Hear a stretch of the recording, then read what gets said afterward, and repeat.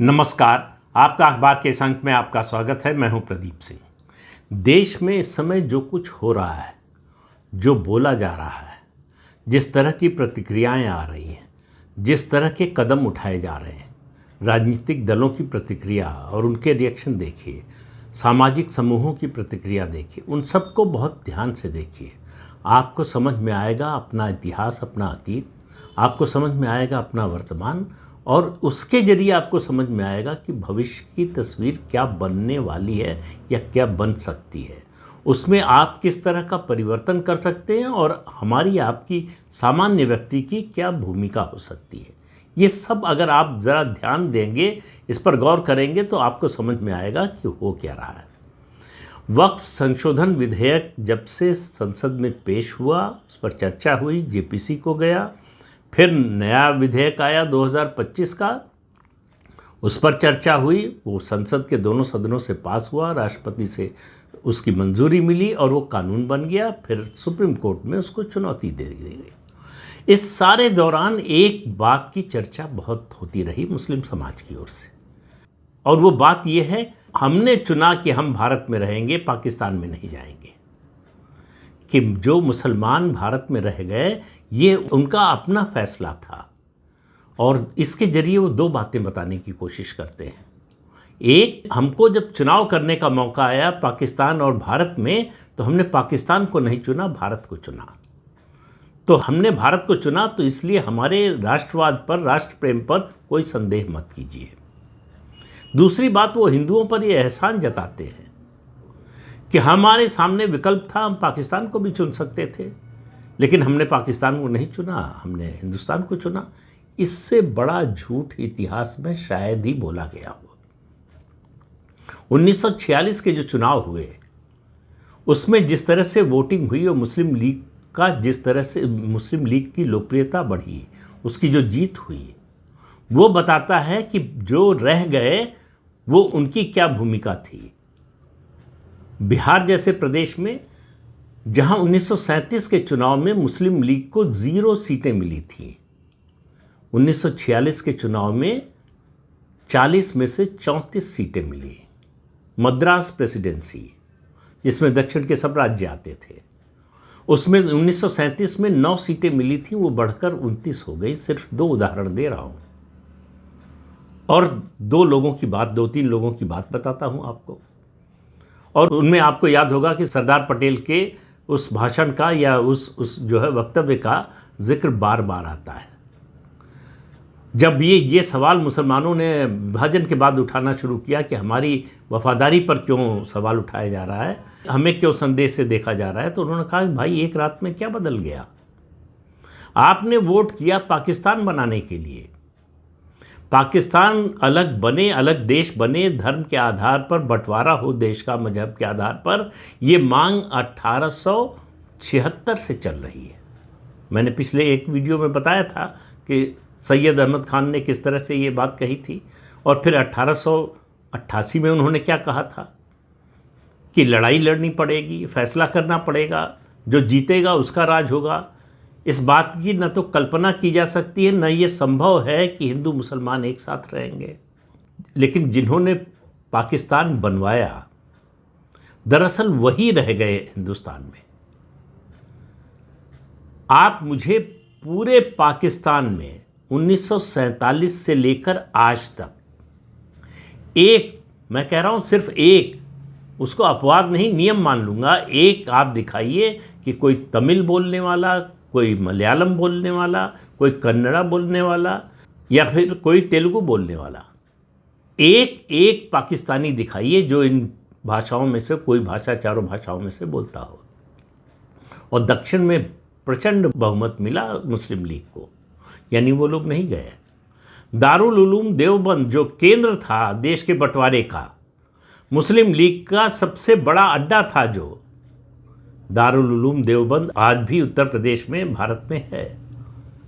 और उसका काम क्या है? उसका काम है मदरसे चलाना और आतंकवादियों को पालना।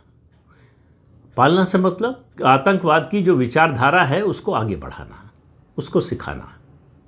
वो आज भी भारत में है। डॉक्टर भीमराव अंबेडकर का स्पष्ट मानना था, उनका कहना था कि जब मजहब के आधार पर विभाजन हो रहा है तो आबादी का आदान प्रदान होना चाहिए। कि पाकिस्तान में जो पाकिस्तान बन रहा है, जिन्ना की मांग थी 1940 में, जिन्ना ने पहली बार औपचारिक रूप से अलग पाकिस्तान की मांग की थी और उनका कहना था कि बंगाल, पंजाब, इसके अलावा बलूचिस्तान और नॉर्थ वेस्ट फ्रंटियर प्रोविंस और सिंध, इनको मिलाकर एक देश बनना चाहिए जो पाकिस्तान होगा। अब जिन्ना की भी मांग थी कि आबादी का आदान प्रदान होना चाहिए। तो दो नेता भारत के, डॉक्टर श्यामा प्रसाद मुखर्जी और राजकुमारी अमृता कौर, ये दोनों लोग महात्मा गांधी के पास गए, कहा कि जिन्ना की बात मान लीजिए, आबादी का आदान प्रदान होना चाहिए। गांधी जी ने क्या जवाब दिया? उन्होंने कहा कि ये विभाजन टेरिटोरियल आधार पर हुआ है, मजहब के आधार पर नहीं हुआ है, इसलिए आबादी का आदान प्रदान नहीं होना चाहिए। अब आप बताइए, भारत का इतिहास जानने वाला, विभाजन का इतिहास जानने वाला कोई एक व्यक्ति खड़ा कीजिए गांधी जी के अलावा जो ये कहे कि भारत का विभाजन रिलीजन के बेसिस पर नहीं हुआ, आधार पर नहीं हुआ। लेकिन गांधी जी का ये मानना था और यहीं तक वो रुके नहीं, उन्होंने सार्वजनिक रूप से बयान भी दिया कि जो मुसलमान पाकिस्तान न जाना चाहें वो रुक जाए। और डॉक्टर अंबेडकर ने बड़ा साफ साफ कहा था कि अगर ये आबादी का आदान प्रदान नहीं हुआ तो भारत में हमेशा अशांति रहेगी, हिंदू मुस्लिम समस्या स्थायी रूप से रहेगी। सरदार पटेल भी चाहते थे कि आबादी का आदान प्रदान हो, लेकिन गांधी के आगे किसी की नहीं चली और उसका खामियाजा हम आज भुगत रहे हैं। तो सरदार पटेल ने जो उस समय बात कही थी, जो मुसलमानों को संबोधित करते हुए कहा था कि जिन्होंने पाकिस्तान बनाने में मदद की वो यहाँ रुक गए, आखिर एक रात में ऐसा क्या बदल गया, कैसे मन बदल गया? कैसे कह सकते हैं कि हम आपकी वफादारी पर संदेह न करें? कोई कारण तो बताइए, कैसे मन बदल गया? तो अब जरा सा वर्तमान पर आ जाते हैं। मैंने एक वक्त संशोधन विधेयक के संबंध में जो मुद्दा उठाया था उसकी बात की कि ये जो अभियान चलाया जा रहा है, नैरेटिव चलाया जा रहा है कि मुसलमान जो भारत में हैं वो इसलिए रुक गए कि उनको भारत से प्रेम था, पाकिस्तान से नहीं। इससे बड़ा झूठ कोई नहीं है। अब आप कह सकते हैं कि ये मेरी व्यक्तिगत राय है, इसका प्रमाण क्या है? इसका प्रमाण तो आज तक मिल रहा है। मैंने प्रमाण दिए, मुस्लिम लीग का समर्थन जिस तरह से बढ़ा 1937 से 1946 के बीच में, वही मुस्लिम लीग थी 1937 में भी और वही मुस्लिम लीग थी 1946 में भी। 46 से पहले जिन्ना मांग कर चुके थे अलग पाकिस्तान की, अलग देश की, मुसलमानों के लिए अलग देश की 1940 में औपचारिक रूप से मांग कर चुके थे। उसके बाद आप देखिए मुस्लिम लीग का समर्थन कैसे बढ़ा और जिन लोगों ने अलग देश बनाने की मांग की मुसलमानों के लिए, उनमें से ज़्यादातर यहीं रह गए। तो इससे आप उनका इरादा समझिए, वो इसलिए नहीं रह गए कि उनको भारत से प्रेम था। फिर ये सवाल उठ सकता है कि ये किस आधार पर कह रहे हैं? अभी जो अभियान शुरू हुआ है पहलगाम की घटना के बाद, पहलगाम में जो हिंदुओं का नरसंहार हुआ उसके बाद, अभी भी देश में ऐसे लोग हैं जिनकी सहानुभूति जो लोग मारे गए उनके परिवारों के साथ नहीं है, जिन्होंने मारा उनके साथ है और जिन्होंने उन मारने वालों की मदद की उनके साथ और ज़्यादा है। इसमें पॉलिटिकल लोग हैं, नॉन पॉलिटिकल लोग हैं और लगातार मतलब सहानुभूति, मानवता और ह्यूमन राइट्स, तमाम तरह के सवाल उठाए जा रहे हैं कि ये घर क्यों गिराया जा रहा है, परिवार वालों की क्या गलती है। उन परिवार वालों की क्या गलती थी जिनके लोग मारे गए? ये सवाल कोई नहीं पूछ रहा है। लेकिन मैंने आज ये जो मुद्दा उठाया है दूसरी एक जानकारी के आधार पर, हालांकि ये जानकारी हम सबको, आप सबको है, इसकी कोई पुष्टि सरकारी स्तर पर नहीं हो रही थी, जो अब होना शुरू हुई है।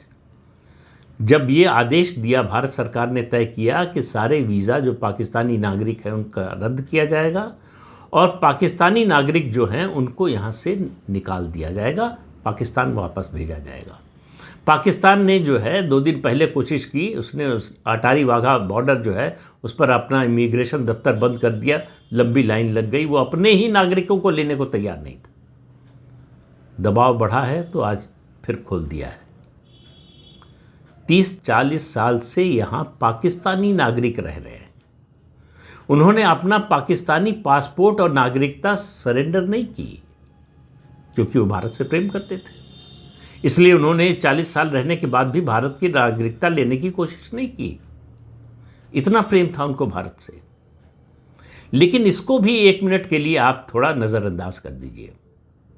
जो लोग कहते हैं कि हम अपनी इच्छा से भारत में रुक गए, पाकिस्तान नहीं गए, क्योंकि हमको भारत से प्रेम था, पाकिस्तान से नहीं, उन लोगों को देखिए कि वो लाखों की संख्या में ऐसे हैं जिनका अभी पता चल रहा है ये संख्या और ज़्यादा हो सकती है, जो अपनी लड़कियों के लिए, अपनी बेटियों के लिए पाकिस्तानी दामाद चाहते हैं।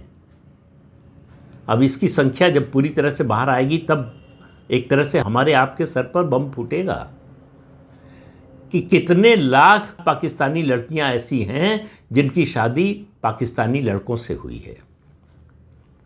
पाकिस्तानी लड़कों से हुई है, शादी हो गई है, इस आधार पर पाकिस्तान जाने में सहूलियत हो जाती है, जाने आने में, और वो यहाँ बच्चे पैदा कर रहे हैं, पाकिस्तानी पैदा कर रहे हैं।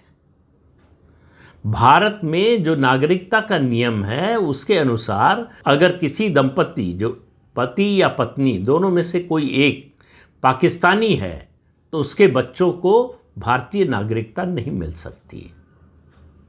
लेकिन लाखों की संख्या में पाकिस्तानी नागरिक भारतीय नागरिक बनने के लिए तैयार हैं। एक दिन इनके लिए समर्थन जुटेगा, इनकी सहानुभूति में बोला जाएगा कि कहाँ जाएंगे बच्चे, ये स्टेटलेस हो जाएंगे, तमाम तरह के तर्क दिए जाएंगे और सरकार पर दबाव डाला जाएगा। ये तो हमारी आपकी किस्मत ऐसी है कि नरेंद्र मोदी की सरकार है, नहीं तो ये सब कुछ लीगलाइज कर दिया गया होता। ये मुद्दा ही नहीं उठता। आज मुद्दा सिर्फ इसलिए उठ रहा है कि 11 साल से केंद्र में भारतीय जनता पार्टी की सरकार है नरेंद्र मोदी के नेतृत्व में, इसलिए ये तथ्य सामने आ रहे हैं, इसलिए इनको वापस भेजने का अभियान चल रहा है। पाकिस्तान को एक तरह से भारत ने मजबूर कर दिया है कि वो अपने नागरिकों को वापस ले, और अभी तो ये पाकिस्तानी नागरिकों के साथ शुरू हुआ है। जब बांग्लादेशी घुसपैठियों का नंबर आएगा तो आप समझिए कितना बड़ा विस्फोट होगा, कितनी बड़ी जानकारी सामने आएगी। शहर के शहर खाली हो सकते हैं अगर पाकिस्तानियों और बांग्लादेशी घुसपैठियों को वापस भेज दिया जाए। तो ये पाकिस्तानी नागरिक और ये बांग्लादेशी घुसपैठी रोहिंग्या, ये इस देश में रह रहे हैं, देश के संसाधन का हर तरह से उपयोग कर रहे हैं। हमारे देश का गरीब आदमी एक बार वंचित रह जाएगा सरकारी सुविधाओं से, ये लोग नहीं होते। और इन पर जब संकट आता है, इनसे जब सवाल पूछा जाता है, तो बचाव के लिए राजनीतिक दल, राजनीतिक नेता तो सामने आते ही हैं। हमारे देश की सर्वोच्च अदालत भी इनके समर्थन में आती है। दिल्ली का उदाहरण मैं पहले आपको दे चुका हूँ कि किस तरह से रोहिंग्याओं के बच्चों के लिए को एडमिशन सरकारी स्कूलों में दिलाने के लिए, उनको स्वास्थ्य सुविधाएं दिलाने के लिए, ये सुप्रीम कोर्ट का जजमेंट है कि इनके पास कोई पहचान पत्र हो या ना हो, आधार कार्ड हो या ना हो, सरकारी सुविधाएं इनको मिलनी चाहिए। क्यों मिलनी चाहिए? ये हमारे आपके टैक्स का पैसा है। वो एक विदेशी नागरिक जो इस देश को अपना दुश्मन समझता है, उसको क्यों मिलनी चाहिए ये सुविधा? ये बात माननीय न्यायाधीशों से पूछी जानी चाहिए कि अगर इतनी मानवता है तो आप कहिए हम अपना पूरा वेतन जो है ऐसे लोगों की सहायता के लिए, मदद के लिए, आर्थिक मदद के लिए दे रहे हैं। हमारा आपका पैसा, टैक्स का पैसा, हमारी गाड़ी कमाई का पैसा इन देश विरोधियों पर क्यों खर्च किया जाए? लेकिन सवाल ये है कि ये सब इसलिए हो पा रहा है कि हम आप चुपचाप इसको बर्दाश्त कर रहे हैं। कश्मीर में एक आतंकवादी के जनाजे में 2 लाख लोग शामिल हो सकते हैं। मुझे बताइए 1990 में, पुराना छोड़ दीजिए, 1990 में जब कश्मीर घाटी से हिंदुओं को, कश्मीरी पंडितों को निकाला गया है, उनकी हत्या हुई, उनके घर जलाए गए, उनकी महिलाओं के साथ बलात्कार हुआ और उनके घरों पर कब्जा हुआ, उसके बाद देश के कितने राज्यों में हिंदू सड़क पर निकल कर आए केवल विरोध करने के लिए। मैं हिंसा की तो कभी बात ही नहीं करता। हिंसा करके तो आप अपना मुद्दा खो देते हैं, लेकिन विरोध तो कीजिए। उससे किसने रोका है? उसमें तो कोई पैसा नहीं लगता है, उसमें आपकी सुख सुविधा में कोई कमी नहीं आती है, लेकिन उतना भी कष्ट उठाने को तैयार नहीं है। पहलगाम की घटना हुई है, इसके विरोध में देश में कितने प्रदर्शन हुए हैं। जो प्रदर्शन आपको दिख रहे हैं, ये सब जो है अलतकैया वाले हैं। ये दिखा रहे हैं कि हम बड़े दुखी हैं और ऐसा नहीं होना चाहिए, लेकिन इनकी सहानुभूति देखिए। जो ओवरग्राउंड वर्कर्स हैं आतंकियों के लिए मदद करते हैं, उनके प्रति सहानुभूति है कि उसका घर क्यों गिरा दिया। महबूबा मुफ्ती और फारूक अब्दुल्ला को तकलीफ है कि पाकिस्तानी नागरिकों को क्यों वापस भेज रहे हैं, अत्याचार कर रहे हैं। 35 साल से घाटी में, उससे पहले से हो रहा, लेकिन 35 साल से घाटी में हिंदुओं के खिलाफ जो हुआ अत्याचार, उस पर कभी इनका दिल पसीजा क्या? कभी बोला कि यह अत्याचार हो रहा है? फारूक अब्दुल्ला, उमर अब्दुल्ला, महबूबा मुफ्ती और कश्मीर के जो दूसरे नेता हैं घाटी के, इनमें से किसी एक का बयान दिखाइए कि जो कश्मीरी पंडितों की संपत्ति थी वो उनको वापस की जानी चाहिए। अगर उनके परिवार में कोई नहीं बचा है तो वो संपत्ति सरकारी होनी चाहिए। किसी ने बयान दिया है क्या? तो जो पाकिस्तान भाग गए, जो एक वैक्यू प्रॉपर्टी है, एनिमी प्रॉपर्टी है, वो तो मुसलमानों को मिलनी चाहिए। लेकिन जो लोग इसके मालिक थे, मैं कश्मीर की ही बात कर रहा हूं अभी से, और अभी भी इसी देश में रह रहे हैं शरणार्थी की तरह, उनकी संपत्ति वापस करने की मांग क्यों नहीं हो रही है? उनके घर वापस करने की मांग क्यों नहीं हो रही है? उनका जो घर तोड़ दिया गया, उसका मुआवजा देने की बात सुप्रीम कोर्ट क्यों नहीं आदेश दे रहा है? एक भी कश्मीर घाटी में जो कुछ हुआ कश्मीरी पंडितों, हिंदुओं के साथ, उनके घर जलाए गए, घर तोड़े गए, मंदिर तोड़े गए, मूर्तियां तोड़ी गई, उनके बारे में एक जजमेंट मुझे हाई कोर्ट का या सुप्रीम कोर्ट का दिखाइए। ये कैसे हो गया? इसको हम बर्दाश्त नहीं करेंगे। सरकार इनको मुआवजा दे, सरकार घर बनवा कर दे। किसी कानून तोड़ने वाले के साथ ऐसा हो जाए तो उसके लिए गाइडलाइन बनाता है सुप्रीम कोर्ट कि ये करिए आप, उसके बाद ही आप जो है कोई कार्रवाई कर सकते हैं। इनके बारे में भी कभी कोई गाइडलाइन बनाई थी क्या? ये सब हुआ है और आगे भी होता रहेगा, क्योंकि हमारे आपके मुंह में ताला जड़ा हुआ है। हम सब कुछ देखते हुए भी शुतुरमुर्ग की तरह रेत में गर्दन घुसाकर बैठे हुए हैं कि ये तूफान निकल जाएगा। ये तूफान निकल नहीं जाएगा, ये तूफान हमको निगल जाएगा। और इसके लिए तैयार रहिए या सोचिए कि क्या करना है। तो इस अंक में इतना ही। अगले अंक में फिर मिलेंगे किसी नए मुद्दे के साथ। तब तक के लिए अनुमति दीजिए। आपसे अनुरोध है कि ये चैनल देखिए, शेयर कीजिए, लाइक कीजिए और सब्सक्राइब जरूर कीजिए। नमस्कार।